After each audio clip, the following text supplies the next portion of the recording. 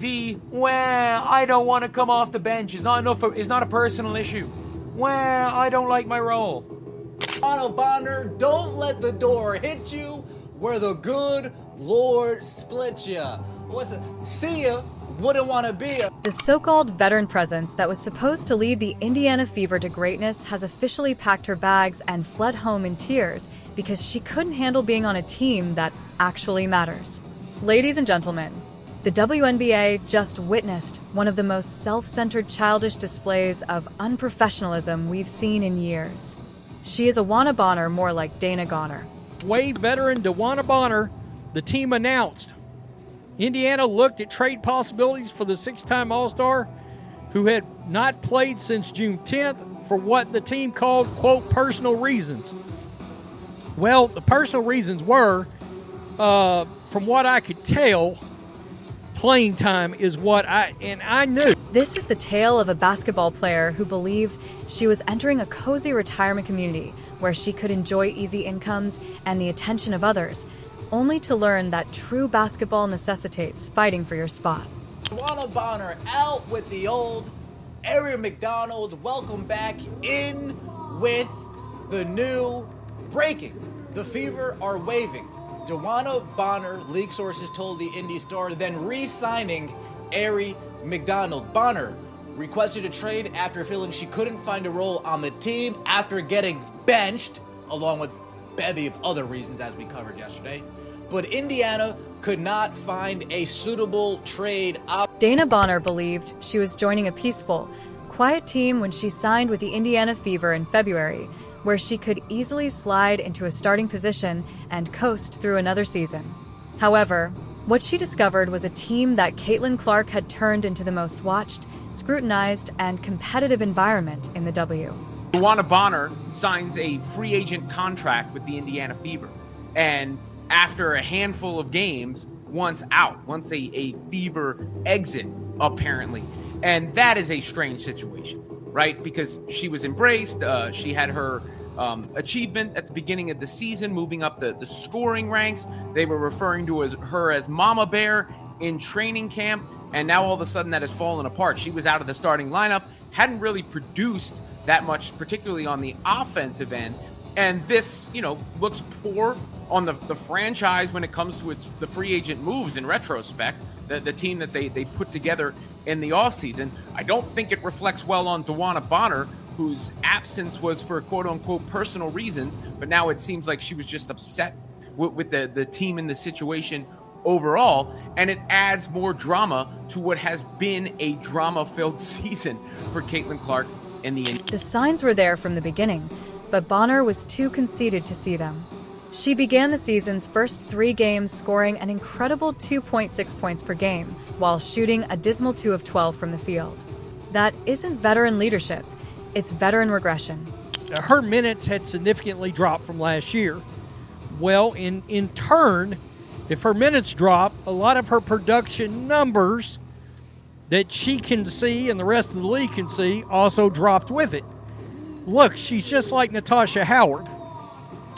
She looks old on the court. All right, I'm not trying to be this is not ageism. She looks like an older athlete. All right, she looks slower on the court, and the team has been lacking energy. It's been a serious problem. Seriously, long overdue. Let her go to the place where she feels she would be the best. What then did Coach Stephanie White do? She benched Bonner in favor of Lexi Hull, a player who genuinely wanted to help the team win basketball, making the obvious choice that any capable coach would make. Couldn't fit with the rotations of the team. She's upset that Lexi Hall took her spot. That's the truth. Little blonde girl from next door took her spot. That's what it was. Well, Lexi Hall is a good basketball player. I think she earned that spot, in my opinion. She's shooting very well from 3. She's an excellent 3-point shooter this season. She's a sniper this season. And she hustles. She gets rebounds. She gets steals. She puts her heart out every single game. How did our seasoned leader react to this totally fair coaching decision? Like a pampered child who just had her favorite toy taken away. Instead of taking on the challenge, working harder, and demonstrating that she deserved her place back. If you're enjoying, please subscribe. Since the fit didn't work out, Bonner chose to grab her ball and head home. She asked for a trade, which is basketball jargon for, "I can't handle not being the center of attention," but this is where it gets incredibly pitiful. Not only did Bonner subtly request a trade, but she also completely deserted her team, skipping games and leaving her teammates hanging for 5 games in a row while pouting about her diminished role. The only personal explanation for this is that she became upset when she realized she might not be good enough to start on a championship contender. Bonner, don't let the door hit you where the good Lord split ya. What's it? See ya, wouldn't want to be ya, right?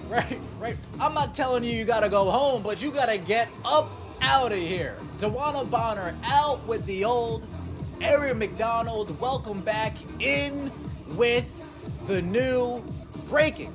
The Fever are waving. DeWanna Bonner, league sources told the Indy Star, then re-signing Aaron McDonald. Bonner requested a trade after feeling she couldn't find a role on the team after getting benched, along with a bevy of other reasons as we covered yesterday. But Indiana could not find a suitable trade option. This isn't just about skill on the court. It's also about character. And Dana Bonner's character was exposed as paper thin when she faced real adversity. She signed on to lead a young team as a veteran, but when that team began to receive the kind of attention and pressure that comes with having a generational superstar, she folded like a cheap suit because he couldn't handle being on a team that loves Caitlin Clark because she secretly wanted to be the star herself. The jealousy is so evident that it's almost embarrassing to see a player who spent her entire career in relative obscurity, winning titles with teams that no one cared about, and then suddenly thrust into the highest sphere of women's basketball. So the truth is, DeWanna Bonner was butthurt. That's what it comes down to. She was butthurt, her ego was bruised, and she wanted to cry and leave. This is a shame. See, if you're truly a team player, you accept that Lexi Hull's better than you. You accept being a role player and contribute of the way you can. And why do you even care at this point? You're 37 years old. You're making a lot of money for a WNBA player. Why not just ride it out? I don't understand that. You know what it was? She missed her boo thing in Phoenix, and she just want to wiggle her way out so she can go to Phoenix. That's all it was. Instead of seizing the chance to be a part of something special, she resented the fact that 17,274 fans were there to see Caitlin Clark, not because she was a veteran. The WNBA is a league where veteran players have been content with playing in half-empty arenas for audiences that were primarily made up of family members and ardent fans for years. Then Caitlin Clark arrived and filled every arena, breaking television records, and suddenly everyone wanted to know what the WNBA was all about. Rather than seizing this amazing opportunity, these resentful veterans saw it as a threat to their cozy little world. Get here. Long story short, DB thought her role was going to be one thing. She came in playing terrible, got benched, and was upset about it. Long story short, Shorty got her record and dipped. That's low-key crazy, y'all. Shorty dipped from the team for personal reasons for 5-6 games and then said she has no intentions on coming back. Because you sucked this year? She really had to be a double agent, dog. There's no way. She a career 29% three-point shooter, but she was shooting 30-footers with us. No bullshit. Like, it's no way. She was missing layups. She was getting blown by, like... The old guard couldn't handle that someone so young, so talented, and so marketable was making their league relevant for the first time in decades. They tried to discredit the person who was making them look irrelevant, and Dana Bonner, who should have been a link between the old and new eras of the WNBA, chose to side with the haters instead. She acted like a baby after realizing she might not start as much for the Indiana Fever, throwing a tantrum that lasted for weeks and finally led to her leaving her team completely. This is a 37-year-old woman acting like a teenager who didn't make varsity. Anybody with any intuition could sort of see that this was getting odd. The amount of time that she had missed, with no explanation as to why, no timeline on her return, not making the road trip all of these things, the lack of information, the basic mystery would be enough to get anybody's spidey sense tingling about this situation. But on top of that, I'll tell you this much.